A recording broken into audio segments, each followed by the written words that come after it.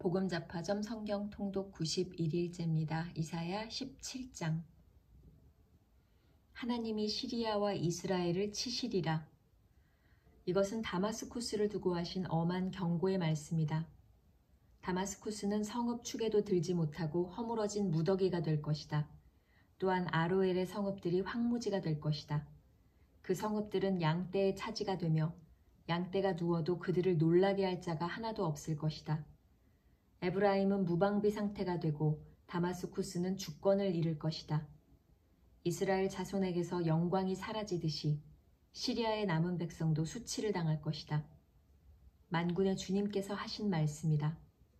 그날이 오면 야곱의 영화가 시들고 건강하던 몸이 야위일 것이다. 그들은 곡식을 거두고 난 텅 빈 들처럼 될 것이다. 곡식을 거두는 자가 곡식을 다 거두어 버린 그 들판, 사람들이 이삭마저 다 줍고 내버린 그 들판, 이삭을 다 줍고 난 르바임 들판처럼 될 것이다. 그들은 열매를 따고 난 올리브 나무처럼 될 것이다. 마치 올리브 나무를 흔들 때에 가장 높은 가지에 있는 두세 개의 열매나 무성한 나무의 가장 먼 가지에 남은 네다섯 개의 열매와 같이 될 것이다. 주 이스라엘의 하나님께서 하신 말씀이다. 그날이 오면 사람들은 자기들을 지으신 분에게 눈길을 돌리고 이스라엘의 거룩하신 분을 바라볼 것이다. 자기들의 손으로 만든 제단들을 거들떠보지도 않고 자기들의 손가락으로 만든 아세라 상들과 태양 신상은 생각도 하지 않을 것이다. 그날이 오면 그 견고한 성읍들이 폐허가 될 것이다. 마치 이스라엘 자손 앞에서 도망친 히위족과 아모리족의 성읍들처럼 황폐하게 될 것이다. 이스라엘아, 네가 하나님 너의 구원자를 잊어버리고 네가 피할 견고한 반석을 기억하지 않고 이방신을 섬기려고 이방의 묘목으로 신성한 동산을 만들었구나. 나무를 심는 그날로 네가 울타리를 두르고 그 다음날 아침에 네가 심은 씨에서 싹이 났다 하여도 네가 그것을 거두어 들일 무렵에는 흉작이 되어 너의 슬픔이 클 것이다. 적국이 멸망하다. 가련하다. 저 많은 민족의 요란한 소리가 마치 바다에 파도치는 소리처럼 요란하고 많은 백성들이 몰려오는 소리가 마치 거대한 물결이 밀려오는 소리 같구나. 비록 많은 백성이 거대한 물결이 밀려오는 것 같이 소리를 내어도 주님께서 그들을 꾸짖으시리니 그들이 멀리 도망칠 것이다. 그들은 산에서 바람에 흩어지는 겨와 같고 폭풍 앞에 흩날리는 티끌과 같을 것이다. 그들이 저녁 때에 두려운 일을 당하고 아침이 오기 전에 사라질 것이니 이것이 바로 우리를 노력한 자가 받을 몫이고 우리를 약탈한 자가 받을 마땅한 값이다. 이사야 18장. 하나님께서 에티오피아를 벌하실 것이다. 에티오피아의 강 건너편 벌레들이 날개치는 소리가 나는 땅에 재앙이 닥칠 것이다. 그들이 갈대 배를 물에 띄우고 백길로 사절단을 보낸다. 너희 민첩한 사절들아 가거라. 강물이 여러 갈래로 나뉘어 흐르는 땅으로 가거라. 거기에 사는 민족, 곧 키가 매우 크고 근육이 매끄러운 백성, 멀리서도 두려움을 주고 적을 짓밟는 강대국 백성에게로 가거라. 이 세상 사람들아, 땅에 사는 주민들아, 산 위에 깃발이 세워지면 너희가 보게 되고 또 나팔 소리가 나면 너희가 듣게 될 것이다. 주님께서 나에게 이렇게 말씀하신다. 내가 나의 처소에서 조용히 내려다보겠다. 추수철 더운 밤에 이슬이 조용히 내려앉듯이 한여름 폭염 속에서 뙤약볕이 고요히 내리쬐듯이 곡식을 거두기 전에 꽃이 지고 신포도가 연글 때에 주님께서 연한 가지들을 낫으로 자르시고 뻗은 가지들을 찍어버리실 것이다. 산의 독수리들과 땅의 짐승들이 배불리 먹도록 그것들을 버려두실 것이니 독수리가 그것으로 여름을 나고 땅의 모든 짐승이 그것으로 겨울을 날 것이다. 그때에 만군의 주님께서 예물을 받으실 것이다. 강물이 여러 갈래로 나뉘어 흐르는 땅, 거기에 사는 민족, 곧 키가 매우 크고 근육이 매끄러운 백성, 멀리서도 두려움을 주고 적을 짓밟는 강대국 백성이 만군의 주님께 드릴 예물을 가지고 만군의 주님의 이름으로 일컫는 곳 시온산으로 올 것이다. 이사야 19장. 하나님께서 이집트를 벌하실 것이다. 이것은 이집트를 두고 하신 엄한 경고의 말씀이다. 주님께서 빠른 구름을 타고 이집트로 가실 것이니 이집트의 우상들이 그 앞에서 떨고 이집트 사람들의 간담이 녹을 것이다. 내가 이집트 사람들을 부추겨서 서로 맞서 싸우게 하겠다. 형제와 형제가, 이웃과 이웃이, 성읍과 성읍이, 왕권과 왕권이 서로 싸우게 하겠다. 그래서 이집트 사람들의 길을 죽여놓겠다. 내가 그들의 계획을 무산시켜버리면 그들은 우상과 마술사와 신접한 자와 무당을 찾아가 물을 것이다. 내가 이집트를 잔인한 군주의 손에 넘길 것이니 폭군이 그들을 다스릴 것이다. 주님, 곧 만군의 주님께서 하신 말씀이다. 나일강이 마를 것이다. 강 바닥이 바싹 마를 것이다. 강에서는 악취가 나며 이집트 시냇물의 물 깊이가 얕아져 마르겠고 파피루스와 갈대도 시들어버릴 것이다. 나일 강가와 어귀의 풀밭과 강변에 심은 모든 나무가 말라서 바람에 날려 사라지고 말 것이다. 나일강에서 고기를 잡는 어부들이 슬퍼하며 통곡하고 나일강에 낚시를 던지는 모든 낚시꾼과 강에 그물을 치는 사람들이 잡히는 것이 없어서 고달파할 것이다. 가는 배를 짜는 사람이 배 짜는 일을 그만두고 흰 천을 짜는 사람도 실망하여 천 짜는 일을 그칠 것이다. 옷 만드는 사람들이 낙심하니 모든 품꾼의 마음에도 병이 들 것이다. 소안의 지도자인 너희는 어리석기만 하고 지혜롭다고 하는 바로의 참모인 너희도 어리석은 제안만 하고 있으니 어찌 바로에게 너희가 옛 현인들과 옛 왕들의 후예라고 감히 말할 수 있겠느냐. 이집트의 임금아, 너를 섬기는 현인이 어디에 있느냐. 그들을 시켜서 만군의 주님께서 이집트에 대하여 무엇을 계획하셨는지를 알게 하여 너에게 보이라고 하여라. 소안의 지도자들은 어리석은 사람들이다. 멤피스의 지도자들은 젤꾀에 속고 있다. 이집트의 주춧돌들인 지파들이 이집트를 그릇된 길로 이끌었다. 주님께서 친히 그들에게 마음을 혼란시키는 영을 부으셔서 그들이 이집트를 잘못 다스리게 하셨다. 그래서 마치 취한 자가 토하면서 비틀거리듯 이집트를 그 꼴로 만들었다. 그러므로 이집트에서는 되는 일이 없고 우두머리나 말단에 있는 사람이나 종려나무처럼 귀한 자나 갈대처럼 천한 자나 가릴 것 없이 모두 쓸모가 없이 될 것이다.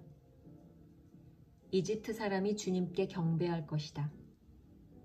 그날이 오면 이집트 사람이 마치 겁 많은 여인처럼 되어 만군의 주님께서 그들 위에 팔을 펴서 휘두르시며 심판하시는 것을 보고서 두려워하며 떨 것이다. 이집트 사람은 유다 땅을 무서워할 것이다. 만군의 주님께서 그들을 치려고 세우신 계획을 상기할 때마다 유다라는 이름만 들어도 모두 무서워할 것이다. 그날이 오면 이집트 땅의 5 성읍에서는 사람들이 가나안 말을 하며 만군의 주님만을 섬기기로 충성을 맹세할 것이다. 그 5 성읍 가운데서 한 성읍은 멸망의 성읍이라고 불릴 것이다. 그날이 오면 이집트 땅 한가운데 주님을 섬기는 제단 하나가 세워지겠고 이집트 국경지대에는 주님께 바치는 돌기둥 하나가 세워질 것이다. 이 제단과 이 돌기둥이 만군의 주님께서 이집트 땅에 계시다는 징표와 증거가 될 것이다. 그래서 그곳 백성이 압박을 받을 때에 주님께 부르짖어서 살려주실 것을 간구하면 주님께서 한 구원자를 보내시고 억압하는 자들과 싸우게 하셔서 백성을 구원하실 것이다. 주님께서는 이렇게 자신을 이집트 사람에게 알리실 것이며 그날로 이집트 사람은 주님을 올바로 알고 희생제물과 번제를 드려서 주님께 예배하고 또 주님께 서원하고 그대로 실천할 것이다. 주님께서 이집트를 치시겠으나 치시고 나서는 곧바로 어루만져 낫게 하실 것이므로 그들이 주님께로 돌아오고 주님께서는 그들의 간구를 들으시고 그들을 고쳐주실 것이다. 그날이 오면 이집트에서 아시리아로 통하는 큰 길이 생겨 아시리아 사람은 이집트로 가고 이집트 사람은 아시리아로 갈 것이며 이집트 사람이 아시리아 사람과 함께 주님을 경배할 것이다. 그날이 오면 이스라엘과 이집트와 아시리아 이 세 나라가 이 세상 모든 나라에 복을 주게 될 것이다.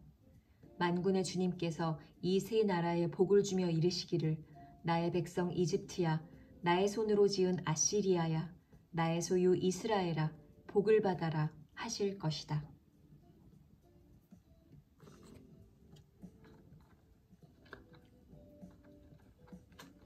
이사야 20장.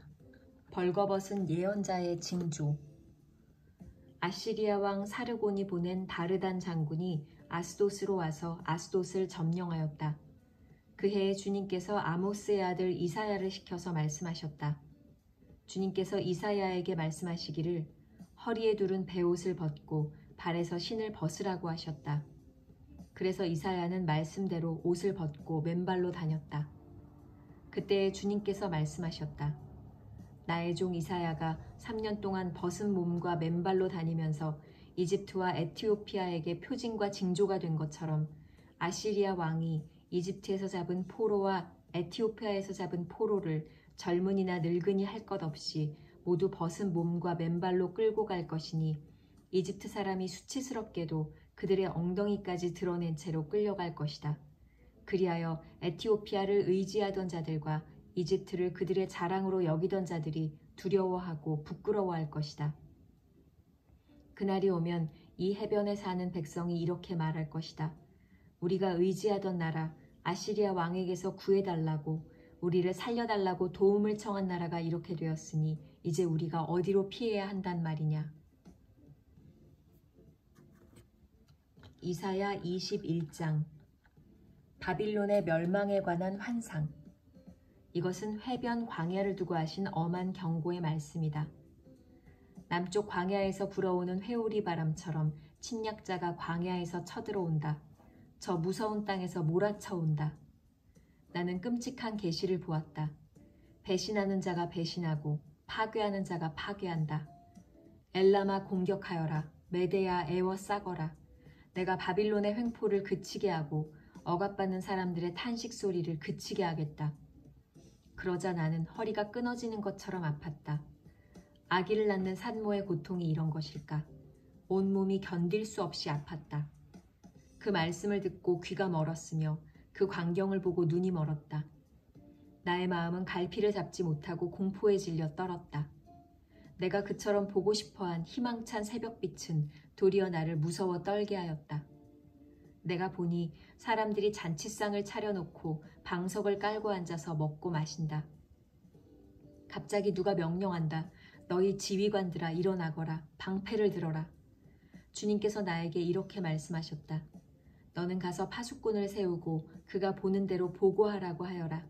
기마병과 함께 오는 병거를 보거나 낙이나 낙타를 탄 사람이 나타나면 주의하여 살펴보라고 하여라. 파수꾼이 외친다. 지휘관님, 제가 온종일 망대 위에 서 있었습니다. 밤새 경계구역을 계속 지키고 있었습니다. 그런데 갑자기 병거가 몰려오고 기마병이 무리를 지어온다. 누가 소리친다. 바빌론이 함락되었다.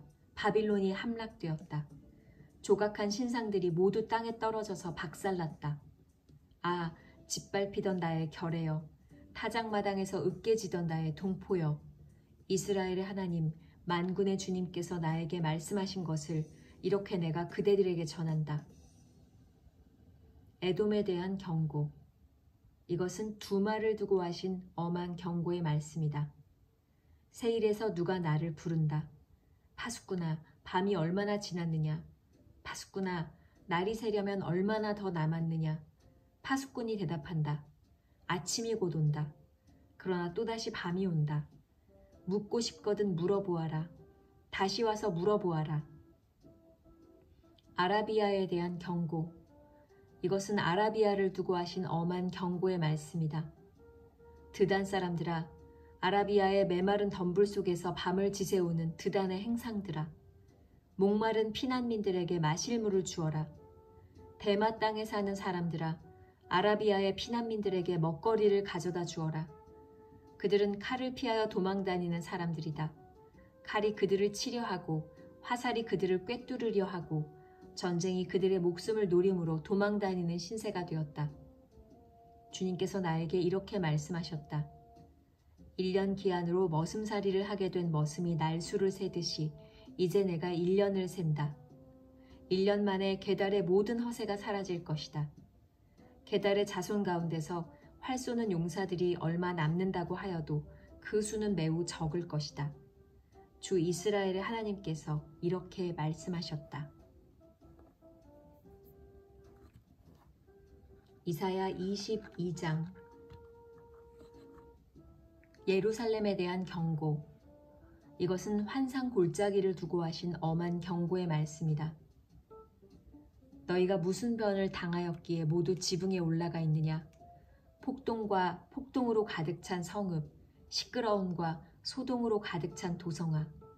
이번 전쟁에 죽은 사람들은 칼을 맞아 죽은 것도 아니고 싸우다가 죽은 것도 아니다. 너희 지도자들은 다 도망치기에 바빴고 활도 한번 쏘아보지도 못하고 사로잡혔다. 사로잡힌 너희들도 아직 적군이 멀리 있는데도 지레 겁을 먹고 도망가다가 붙잡혀서 포로가 되었다. 그러므로 내가 통곡한다. 다들 비켜라. 혼자서 통곡할 터이니 나를 내버려 두어라. 내 딸 내 백성이 망하였다고 나를 위로하려고 애쓰지 말아라.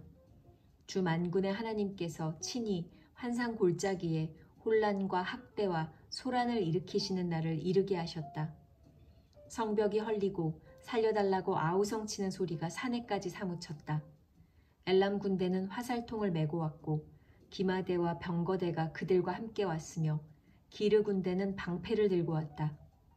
너의 기름진 골짜기들은 병거 부대의 주둔지가 되었고 예루살렘 성문 앞 광장은 기마 부대의 주둔지가 되었다. 유다의 방어선이 뚫렸다. 그때에 너희는 수풀궁에 있는 무기를 꺼내어 오고 다윗성에 뚫린 곳이 많은 것을 보았고 아랫못에서는 물을 저장하였다. 예루살렘에 있는 집의 수를 세어보고는 더러는 허물어다가 뚫린 성벽을 막았다. 또한 옛 못에 물을 대려고 두 성벽 사이에 저수지를 만들기도 하였다. 그러나 너희는 일이 이렇게 되도록 하신 분을 의지하지 않고 이 일을 옛적부터 계획하신 분에게는 관심도 없었다. 그날에 주 만군의 하나님께서 너희에게 통곡하고 슬피 울라고 하셨다. 머리털을 밀고 상복을 몸에 두르라고 하셨다. 그런데 너희가 어떻게 하였느냐? 너희는 오히려 흥청망청 소를 잡고 양을 잡고 고기를 먹고 포도주를 마시며 내일 죽을 것이니 오늘은 먹고 마시자 하였다. 그래서 만군의 주님께서 나의 귀에 대고 말씀하셨다. 이 죄는 너희가 죽기까지 용서받지 못한다. 주 만군의 하나님께서 이렇게 말씀하셨다. 샘나에게 경고하시다. 주 만군의 하나님께서 이렇게 말씀하신다.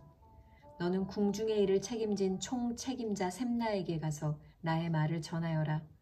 네가 이곳과 무슨 상관이 있기에 이곳에 누가 있기에 여기에다 너의 무덤을 팠느냐. 높은 곳에 무덤을 파는 자야. 바위에 누울 자리를 쪼아내는 자야. 그렇다. 너는 권세가 있는 자다. 그러나 주님께서 너를 단단히 묶어서 너를 세차게 내던지신다. 너를 공처럼 둥글게 말아서 넓고 아득한 땅으로 굴려버리신다. 네가 거기에서 죽을 것이다. 네가 자랑하던 그 화려한 병거들 옆에서 네가 죽을 것이다. 그리하여 너는 너의 상전의 집에 수치거리가 될 것이다. 내가 너를 너의 관직에서 쫓아내겠다. 그가 너를 그 높은 자리에서 끌어내릴 것이다. 그날이 오면 내가 hil기야의 아들인 나의 종 엘리야김을 불러서 너의 관복을 그에게 입히고 너의 띠를 그에게 띠게 하고 너의 권력을 그의 손에 맡길 것이니 그가 예루살렘에 사는 사람들과 유다 집안의 아버지가 될 것이다. 내가 또 다윗 집의 열쇠를 그의 어깨에 둘 것이니 그가 열면 닫을 자가 없고 그가 닫으면 열 자가 없을 것이다. 단단한 곳에 잘 박힌 목같이 내가 그를 견고하게 하겠으니 그가 가문의 영예를 빛낼 것이다. 그의 가문의 영광이 그에게 걸릴 것이다. 종지에서 항아리에 이르기까지 모든 작은 그릇들과 같은 그 자손과 족속의 영광이 모두 그에게 걸릴 것이다. 만군의 주님의 말씀이다. 그날이 오면 단단한 곳에 잘 박힌 못이 삭아서 부러져 떨어질 것이니 그 위에 걸어둔 것들이 산산조각이 날 것이다. 이것은 주님께서 하신 말씀이다.